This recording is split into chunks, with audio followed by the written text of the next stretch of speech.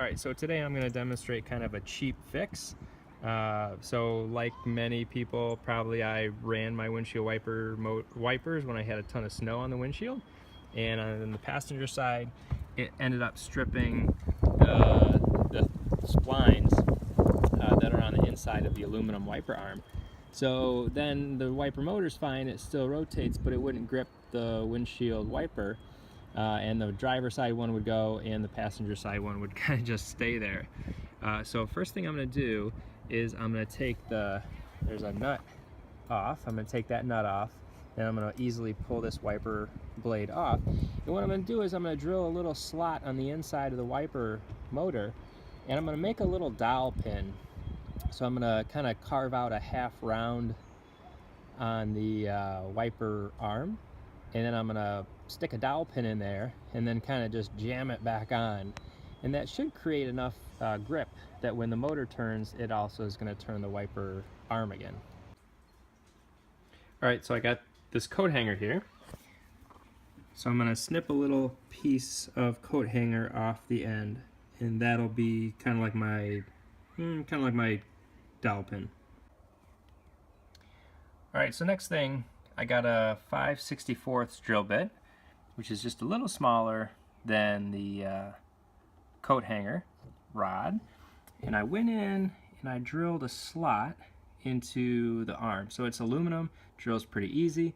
I drilled it to about the depth, which was about 1/4 of an inch, and now I'm going to press it in with some needle nose pliers.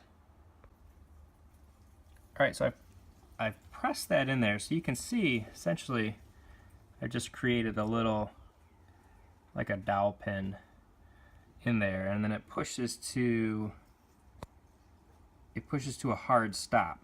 Okay, and I drilled this from the back side, so this is the back side, and this is the outside.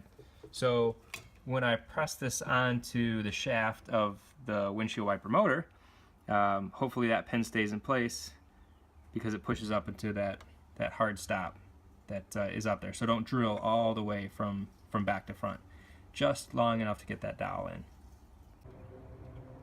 Okay, and here's the stud you can see sticking out that's got the threads there for the windshield wiper motor. So now the dowel that I've created hopefully finds one of those little splines that's not too rounded out, and it kind of jams in there. So I'm going to slide it on and then probably tap it down with a hammer. Okay, make sure you get that position where you want it. And you can see I tapped it in, I can see threads, I'm going to put the nut on. Okay, so now I've cranked that nut back down, and I got the wiper sort of where I want it. And I think that's going to hold just fine. Alright, cool.